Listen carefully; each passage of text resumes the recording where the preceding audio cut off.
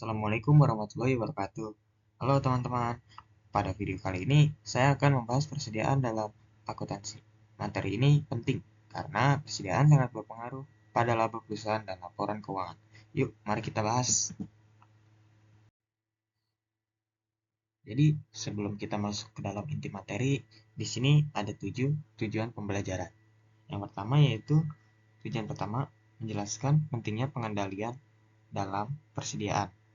Untuk tujuan yang kedua, menjelaskan 3 asumsi arus biaya persediaan dan bagaimana pengaruhnya pada laporan laba rugi dan laporan posisi keuangan. Untuk tujuan ketiga, menghitung biaya persediaan pada sistem persediaan perpetual dengan menggunakan metode masuk pertama, keluar pertama, atau FIFO, dan biaya rata-rata tertimbang.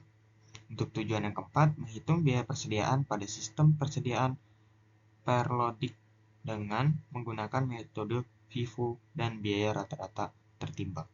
Tujuan kelima, membandingkan dan membedakan penggunaan dua metode perhitungan biaya persediaan.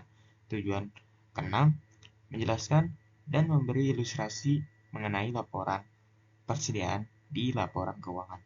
Untuk tujuan ketujuh, menjelaskan dan memberi contoh perputaran persediaan dan jumlah hari penjualan pada persediaan terhadap pengaturan persediaan. Pengendalian persediaan. Yang pertama yaitu melindungi persediaan dari kerusakan atau pencurian. Yang kedua, melaporkannya dengan benar dalam laporan keuangan. Melindungi persediaan. Pengendalian atas persediaan harus segera dimulai saat persediaan diterima. Yang kedua, dokumen berikut merupakan dokumen yang sering digunakan untuk pengendalian persediaan, yaitu yang pertama, pesanan pembelian, yang kedua, laporan penerimaan, dan yang ketiga, faktor pemasok. Pesanan pembelian atau purchase order memberi wewenang atas pembelian suatu barang dari pemasok. Laporan penerimaan atau receiving report harus dilengkapi sebagai catatan awal penerimaan persediaan. Tindakan-tindakan pengamanan untuk mencegah kerusakan persediaan dan pencurian oleh pelanggan atau karyawan. Yang kedua, sistem pengendalian persediaan dibagi menjadi dua macam. Yang pertama, yaitu preventif atau pencegahan. Yang kedua, detektif atau mencari kebenaran. Menyimpan persediaan di area dengan akses terbatas. Barang berharga disimpan dalam lemari terkunci. Menggunakan cermin dua arah, kamera, dan penjaga keamanan. Melaporkan persediaan. Yang pertama yaitu di sini ada perhitungan fisik persediaan atau jumlah persediaan harus dilakukan mendekati akhir tahun. Yang kedua, pastikan kuantitas persediaan yang dilaporkan dalam laporan keuangan akurat. Yang ketiga, biaya perolehan persediaan dimasukkan ke dalam laporan keuangan menggunakan satu dari 3 asumsi arus biaya persediaan. Asumsi arus biaya persediaan. Yang pertama, masalah akuntansi muncul saat barang yang identik diperoleh dengan biaya yang berbeda pada periode tertentu. Yang kedua, saat suatu barang dijual, perlu dilakukan penentuan biaya per unit dengan menggunakan asumsi arus biaya dan metode biaya persediaan terkait. Asumsi arus biaya. Yang pertama, arus biaya dimulai dengan urutan terjadinya biaya. Yang kedua, arus biaya merupakan rata-rata seluruh biaya. Metode biaya persediaan. Masuk pertama, keluar pertama, atau yang biasa disebut FIFO. Jadi, barang dibeli, barang dijual. Biaya rata-rata tertimbang. Barang dibeli, barang dijual. Ilustrasi asumsi arus biaya persediaan. Asumsikan 3 unit identik dari barang X yang dibeli selama bulan Mei. Jadi pada tanggal 10 pembelian 1 unit seharga 9.000. Pembelian pada tanggal 18 bulan Mei adalah 1 unit dengan harga 13.000. pada tanggal 24 Mei, pembelian 1 unit seharga 14.000. Totalnya yaitu dari tanggal 10, 18, 24 yaitu 3 unit. Dan total dari biayanya yaitu 36.000. Jadi, harga rata-rata per unit yaitu sekitar 12.000. Nah, 36.000 dibagi 3 unit. Ya, dan hasilnya adalah 12.000. Oke, jadi kita lanjut. Asumsikan 1 unit dijual senilai 20.000 pada 30 Mei. Pada tanggal 10 Mei, unit yang terjual yaitu penjualan senilai 20.000, beban pokok penjualan senilai 9.000, laba bruto senilai 11.000, dan persediaan akhirnya yaitu senilai 27.000. Jadi 13.000 dijumlah dengan 14.000. Pada tanggal 18 Mei, unit yang terjual yaitu penjualan senilai 20.000, beban pokok penjualan senilai 13.000, laba bruto senilai 7.000, dan persediaan akhir senilai 23.000. Jadi 9.000 dijumlahkan dengan 14.000. Pada tanggal 24 Mei, unit yang terjual yaitu penjualan senilai 20.000, beban pokok penjualan senilai 14.000, laba bruto senilai 6.000, dan persediaan akhirnya yaitu senilai 22.000. Jadi 9.000 dijumlahkan dengan 13.000. Metode biaya persediaan identifikasi spesifik.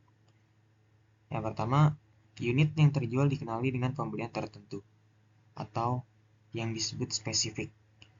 Persediaan akhir terdiri atas banyaknya unit yang tersisa dalam persediaan. Sebagai contoh, jika pada 18 Mei yang terjual adalah berikut. Biaya yang dibebankan pada unit terjual 13.000, laba bruto 7.000, dan persediaan akhir 23.000. Metode biaya persediaan masuk pertama, keluar pertama, atau disebut first in, first out, atau FIFO. Diasumsikan unit yang terjual adalah unit yang pertama dibeli. Persediaan akhir berasal dari barang-barang yang dibeli paling akhir. Dan sekarang adalah metode biaya rata-rata tertimbang. Beban pokok, penjualan, dan persediaan akhir ditentukan dengan metode biaya rata-rata tertimbang.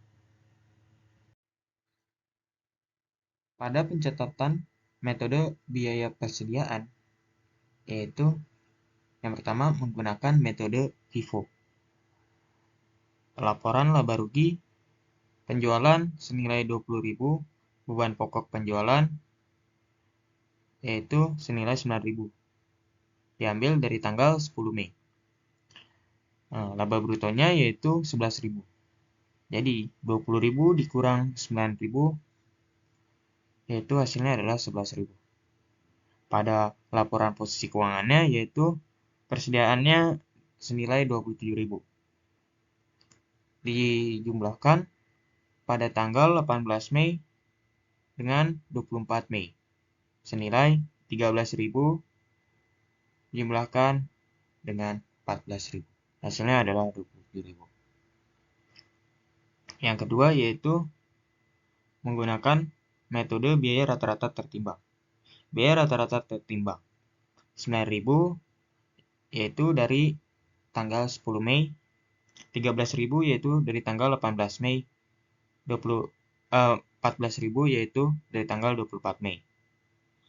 Per 3 sama dengan yaitu hasilnya adalah 12.000. Pada laporan laba ruginya, penjualan senilai 20.000, beban pokok penjualan yaitu senilai 12.000. Hasil dari penjumlahan ketiga tanggal tersebut. Laba brutonya yaitu 8.000. 20.000 dikurangi 12.000, hasilnya adalah 8.000. Pada laporan posisi keuangan, persediaannya yaitu 24.000. Jadi 12.000 dikali 2, hasilnya adalah 24.000. Pada metode biaya persediaan dalam sistem persediaan perpetual, data barang 127B digunakan sebagai ilustrasi sebagaimana ditunjukkan pada tabel berikut. Sistem pencatatan persediaan dibagi menjadi dua jenis, yaitu yang pertama sistem perpetual dan sistem periodik. Sistem perpetual, item barang dagang sedikit tapi nilainya besar. Sistem periodik, item barang dagangnya sangat banyak namun nilainya kecil. Pada tanggal 1 Januari, barang 127B memiliki persediaan 1000 unit dan biayanya yaitu 20.000. Pada tanggal 4 Januari, barang 127B memiliki jumlah penjualan sekitar 30.000 per unit. Jumlahnya yaitu 700. Pada tanggal 10 Januari, barang 127B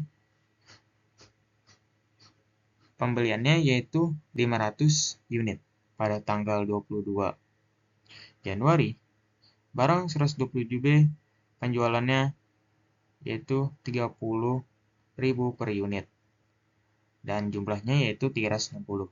Pada tanggal 28, penjualannya masih sama 30.000 per unit dengan jumlah unit yaitu 240.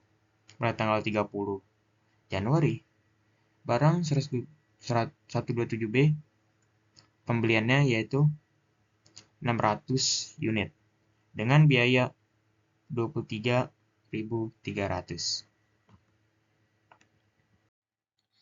Metode masuk pertama, keluar pertama, atau yang biasa disebut sebagai FIFO. Biaya dimasukkan dalam beban pokok penjualan dengan urutan yang sama saat biaya tersebut terjadi. Metode sering konsisten dengan arus fisik atau pergerakan barang. Metode FIFO memberikan hasil yang kurang lebih sama dengan hasil yang diperoleh dari metode identifikasi biaya spesifik. Oke, di sini ada contoh ayat jurnal dan akun persediaan perpetual, yaitu pada tanggal 4 Januari piutang usaha 21.000, penjualan 21.000. Beban pokok penjualan 14.000, persediaan 14.000. Pada tanggal 10 persediaan 11.200, utang usaha 11.200. Pada tanggal 22 Januari piutang usaha 10.800, penjualan 10.800. Beban pokok penjualan 7.344, persediaan 7.344. Pada tanggal 28 Januari, piutang usaha 7.200, penjualan 7.200. Beban pokok penjualan 5.376, persediaan 5.376. Serta pada tanggal 30 Januari, persediaan 13.940 dan utang usaha 13.980. Untuk akunnya yaitu pada tanggal 1 Januari diisi oleh kuantitas 1000, biaya per unit 20, jumlah biaya 20.000. Pada tanggal 4, beban pokok penjualan diisi kuantitas 700, biaya per unit 20, jumlah biaya 14.000. Persediaannya yaitu kuantitasnya 300, biaya per unitnya 20, jumlah biaya 6.000. Pada tanggal 10 Januari, pembeliannya yaitu kuantitas 500, biaya per unit 2240, jumlah biayanya 11.200. Karena tidak ada beban pokok penjualan, jadi langsung ke persediaan. Persediaannya yaitu 300 300, kuantitasnya itu 300, 500, biaya per unitnya 20, 22, 40. Jumlah biaya 6.000 dan 11.200. Pada tanggal 22, beban pokok penjualan 360. Biaya per unitnya 20, 22, 40. Jumlah biaya 6.000 serta 1.344. Persediaan memiliki kuantitas 440, 2240 serta jumlah biayanya yaitu 9.856. Pada tanggal 28, beban pokok penjualan kuantitasnya yaitu 240, biaya per unitnya 2240, jumlah biayanya yaitu 5.376. Persediaannya yaitu kuantitasnya 200, biaya per unitnya 2240, jumlah biayanya 4.480. Pada tanggal 30, 600 yaitu kuantitas dari pembelian, biaya per unit 2330 dari pembelian, jumlah biaya 13.980 dari pembelian. Kuantitasnya yaitu 200 dan 600 dari persediaan, 2240, 2330 biaya per unitnya yaitu dari persediaan serta 4.480 dan 13.980, yaitu tadi jumlah biayanya. Nah, pada tanggal 31 kita akan menghitung saldonya. Yang dihitung yaitu dari jumlah biayanya 14.000 dijumlahkan dengan 6.000 serta 1.344, 5.376, dan hasilnya yaitu 26.720. Dan untuk persediaannya yaitu dijumlahkan juga. Jumlahkannya itu yaitu 4.480 ditambah 4.480 ditambah 13.980, hasilnya adalah 18.460. Hasil dari 18.460 yaitu disebut persediaan dari 31 Januari. Dan tadi hasil 26.720 yaitu beban pokok penjualan. Metode biaya rata-rata tertimbang. Yang pertama yaitu dalam sistem persediaan perpetual, biaya unit rata-rata tertimbang dihitung setiap ada pembelian yang dilakukan. Biaya unit ini digunakan untuk menentukan beban pokok penjualan sampai pembelian berikutnya yang dilakukan, dan nilai rata-rata baru dihitung. Yang ketiga yaitu teknik ini disebut rata-rata bergerak. Oke, di sini ada contoh dari rata-rata tertimbang. Masih sama dengan yang tadi, jurnal dan akun persediaan perpetual. Yaitu pada tanggal 4 Januari, piutang usahanya 21.000, penjualan 21.000. Beban pokok penjualan 14.000, persediaan 14.000. Pada tanggal 10, persediaan 11.200, utang usaha 11.200. Pada tanggal 22, piutang usaha 10.800, penjualan 10.800. Beban pokoknya 7.740, persediaannya 7.740. Pada tanggal 28, piutang usaha 7.200, penjualan 7.200. Beban pokok penjualan 5.160, persediaan 5.160. Pada tanggal 30, persediaan 13.980, utang usaha 13.980.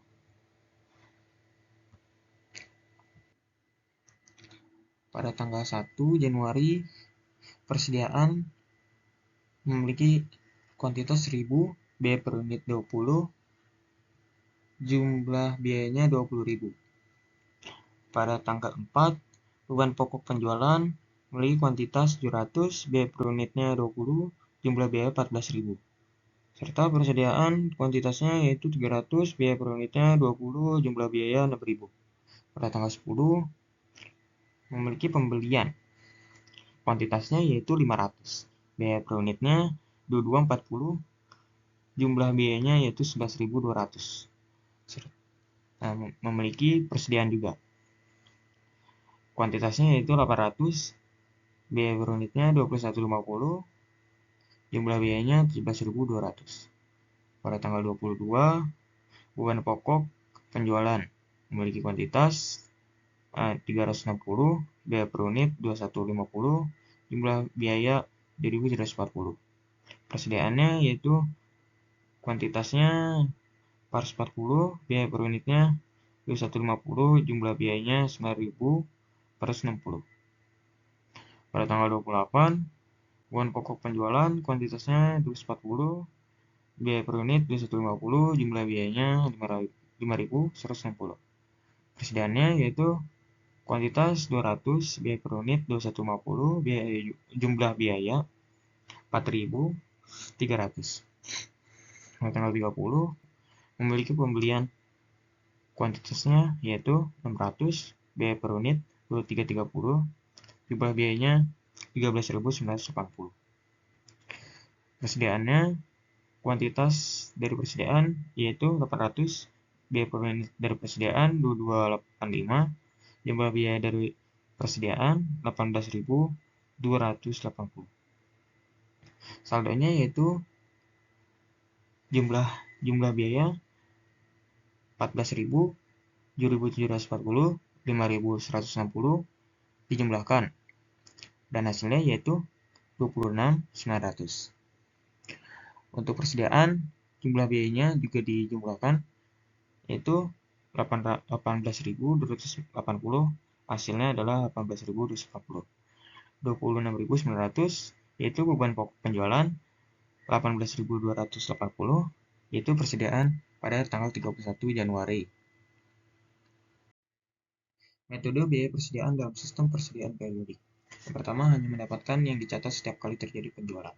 Yang kedua, tidak ada ayat jurnal yang dibuat pada saat penjualan untuk mencatat beban pokok penjualan. Yang ketiga, penghitung fisik persediaan dilakukan untuk menghitung biaya persediaan dan beban pokok penjualan. Metode masuk pertama, keluar pertama. Pertama, kita akan menggunakan data yang sama dengan barang 127B dalam contoh persediaan perpetual. Yang kedua, persediaan awal dan pembelian barang 127B pada bulan Januari adalah sebagai berikut. Pada tanggal 1 Januari, persediaannya yaitu 1000 unit dengan biaya 20.000 per unit. Sini adalah 20 juta. Pada tanggal 10 Januari, pembeliannya yaitu 500 unit dengan biaya 22.400 per unit. Hasilnya adalah 11.200. Pada tanggal 30 Januari, pembeliannya yaitu 600 unit dengan biaya 23.300 per unit. Hasilnya yaitu 13.980. Tersedia untuk dijual selama bulan berjalannya yaitu 1.500 dijumlahkan dan hasilnya adalah 2.100 unit. 20 juta 11 juta 200 13.980 dijumlahkan dan hasilnya adalah 45 juta 180. Yang ketiga yaitu penghitungan fisik pada tanggal 31 Januari menunjukkan terdapat sisa persediaan sebanyak 800 unit. Biaya 800 unit dalam persediaan akhir pada tanggal 31 Januari dihitung sebagai berikut. Biaya paling akhir pembelian tanggal 30 Januari yaitu senilai 600 unit dengan biaya 23.300 per unit dengan biaya 13 juta 980.000. Biaya paling akhir selanjutnya pembelian tanggal 10 Januari dengan jumlah unit 200 unit dengan biaya 22.400 per unit yaitu 4.480. Persediaan pada tanggal 31 Januari 600 unit 200 unit dijumlahkan dan hasilnya adalah 800 unit. 13 juta 980 jumlahkan dengan 4.480.000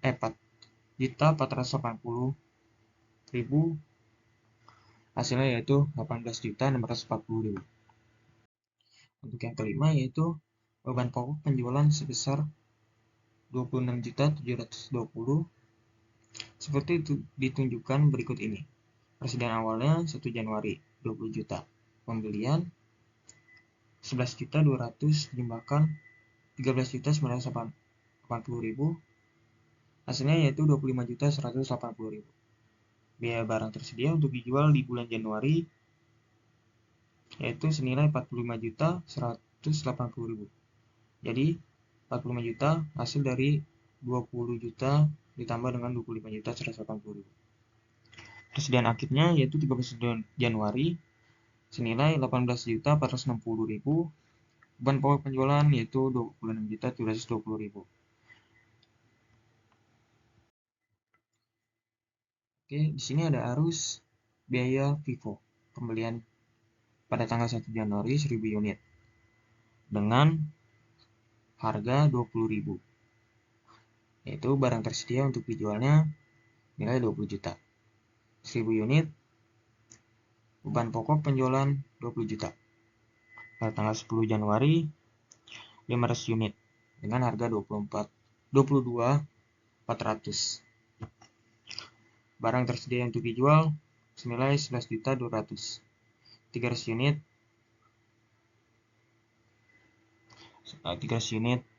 6.720. 200 unit 4.480.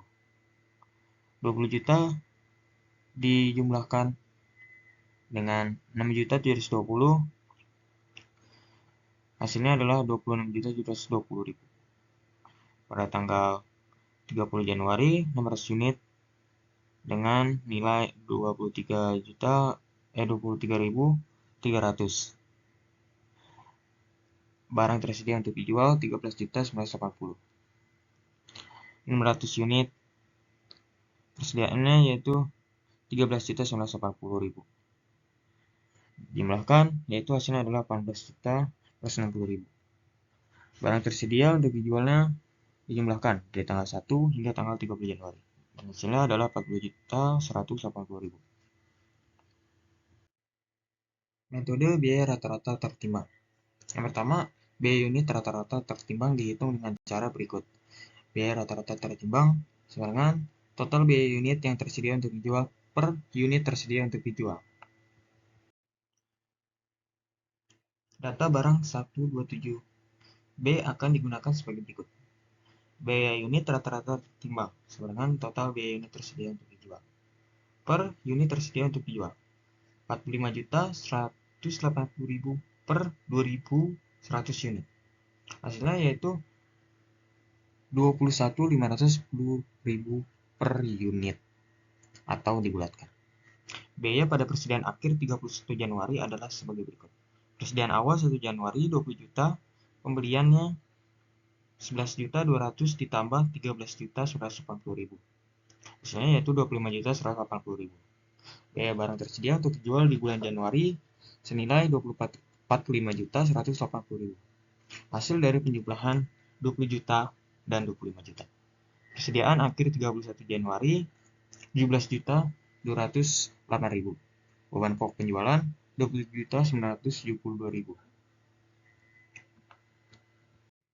Membandingkan metode biaya persediaan. FIFO dan persediaan rata-rata tertimbang biasanya akan menghasilkan jumlah yang berbeda. Untuk yang pertama, beban pokok penjualan. Yang kedua, laba bruto. Yang ketiga, laba neto. Dan yang keempat, persediaan akhir. Masih sama dengan yang tadi, yaitu membandingkan metode biaya persediaan menggunakan sistem persediaan perpetual. Laporan laba rugi. Penjualan yaitu 39 juta. Beban pokok penjualan yaitu 26 juta 220.000. Laba bruto 12 juta 280.000. Persediaannya yaitu 30 Januari senilai 18 juta 460.000. Yang tadi adalah menggunakan metode FIFO. Dan yang kedua yaitu menggunakan metode biaya rata-rata tertimbang. Penjualannya yaitu 39 juta. Beban pokok penjualan 26.900. Laba brutonya 12.100. Dan persediaan pada tanggal 31 Januari yaitu 18.280.000. Di sini ada pengaruh dari perubahan biaya, yaitu atau harga, metode biaya FIFO dan rata-rata tertimbang atau WA. Beban pokok penjualan, jumlah tertinggi WA, jumlah terendah FIFO. laba bruto, FIFO, jumlah tertinggi, dan jumlah terendah WA. Laba neto, jumlah tertinggi, FIFO, jumlah terendah WA. Persediaan akhir barang, yaitu jumlah tertinggi FIFO, jumlah terendah WA. Serta penurunan harga, beban pokok penjualan, jumlah tertinggi WA, jumlah terendah FIFO.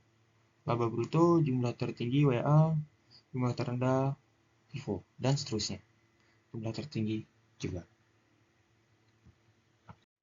Melaporkan persediaan dalam laporan keuangan. Biaya merupakan dasar utama dalam penilaian persediaan dalam laporan keuangan.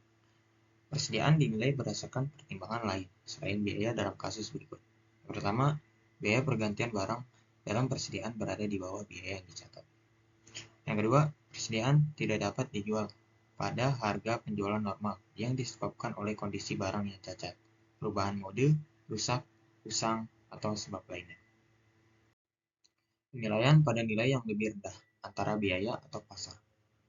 Jika biaya pergantian barang dalam persediaan lebih rendah daripada biaya perolehan, metode nilai pasar atau biaya perolehan yang lebih rendah, atau biasa lower of cost or market, digunakan untuk menilai persediaan.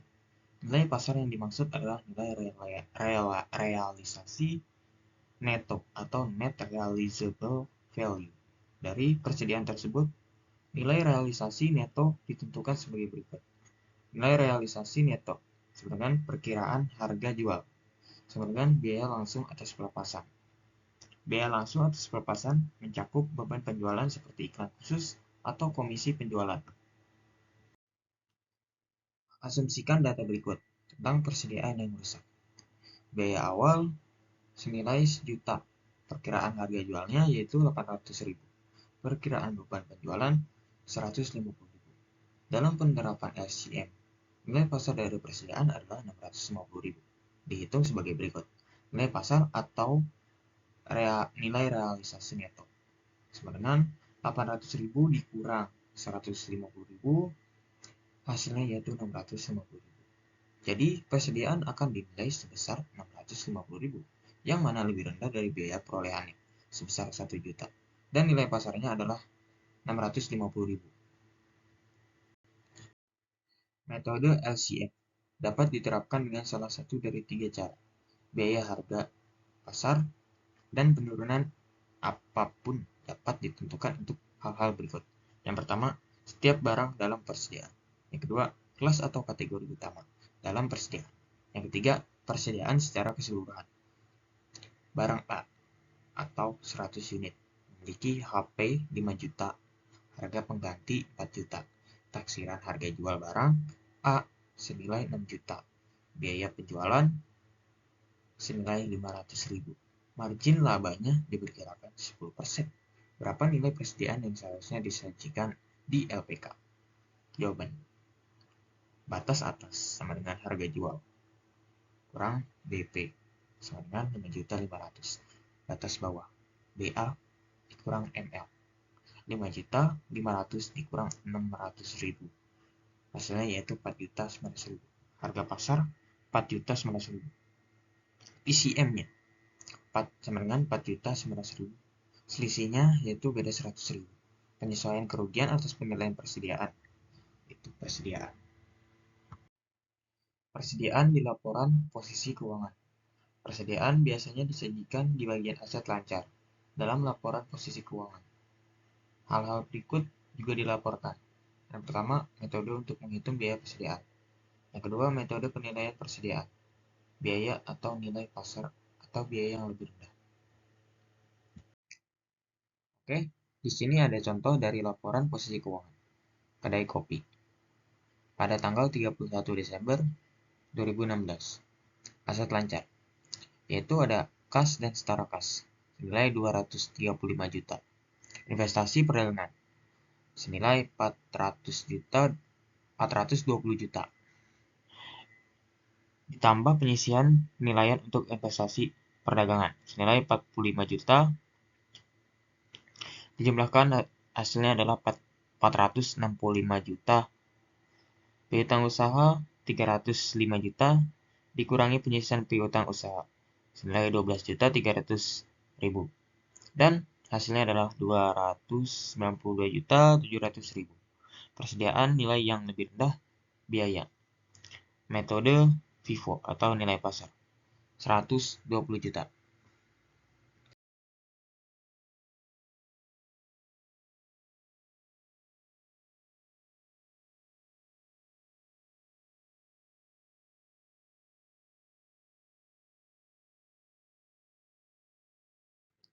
Analisis dan interpretasi keuangan. Persediaan harus tersimpan dengan cukup untuk memenuhi kebutuhan pelanggan agar mencegah terjadinya kehilangan penjualan. Terlalu banyak persediaan mengurangi likuiditas perusahaan yang dapat digunakan untuk meningkatkan kegiatan operasional. Kelebihan persediaan meningkatkan beban penyimpanan dan pajak properti. Kelebihan persediaan meningkatkan risiko kerugian akibat penurunan harga, kerusakan, atau perubahan selera pelanggan.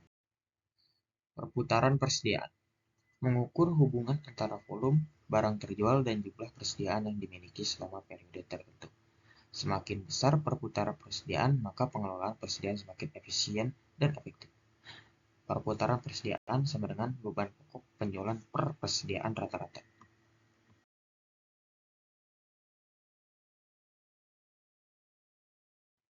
Jumlah hari penjualan dalam persediaan. Ukuran kasar atas lamanya waktu yang dibutuhkan untuk memperoleh, menjual, dan mengganti persediaan. Beban pokok penjualan harian rata-rata ditentukan dengan membagi beban pokok penjualan dengan jumlah hari penjualan dalam persediaan sama dengan persediaan rata-rata per beban pokok penjualan rata-rata harian.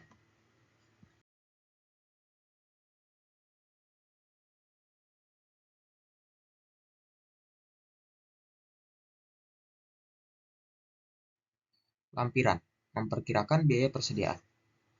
Itu yang pertama metode retail dan yang kedua metode laba bruto. Metode retail untuk memperkirakan biaya persediaan. Metode ini persediaan retail diterapkan dengan cara berikut. Yang pertama, langkah 1. Hitung jumlah persediaan tersedia untuk dijual pada biaya atau at cost dan pada harga retail. Langkah kedua, hitung rasio biaya terhadap harga retail atas biaya yang tersedia untuk dijual. Langkah 3, hitung persediaan akhir pada harga retail dengan mengurangkan penjualan dari persediaan tersedia untuk dijual pada harga retail. Langkah keempat, perkiraan biaya persediaan akhir dengan mengalihkan persediaan akhir pada harga retail dengan rasio biaya terhadap harga retail. Langkah pertama, yaitu barang tersedia untuk dijual senilai 62 juta.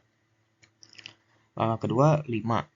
Rasio biaya terhadap harga retail 62 juta per 100 juta sama dengan 62%. Langkah ketiga, persediaan 31 Januari pada harga retail senilai 30 juta. Langkah keempat, persediaan 31 Januari pada biaya perkiraan yaitu senilai 18.600. Metode laba bruto untuk mempersiapkan biaya persediaan. Metode laba bruto diterapkan dengan cara sebagai berikut. Langkah 1. Hitung jumlah persediaan tersedia untuk dijual pada biaya atau at cost. Langkah 2. Hitung perkiraan laba bruto dengan mengalihkan penjualan dengan persentase laba bruto. Langkah 3. Hitung perkiraan beban pokok penjualan dengan mengurangkan perkiraan laba bruto dari penjualan. Langkah 4. Perkirakan biaya persediaan akhir dengan mengurangkan perkiraan beban pokok penjualan dari persediaan tersedia untuk dijual. Di sini ada contoh dari memperkirakan persediaan menggunakan metode laba bruto. Langkah pertama, barang tersedia untuk dijual senilai 230 juta, yaitu hasil dari 57 juta dijumlahkan dengan 180 juta. Langkah kedua, dikurangi perkiraan laba bruto 250 juta 30%, senilai 75 juta. Langkah ketiga, perkiraan harga pokok penjualan senilai 175 juta. Langkah keempat, perkiraan persediaan 31 Januari senilai 62 juta.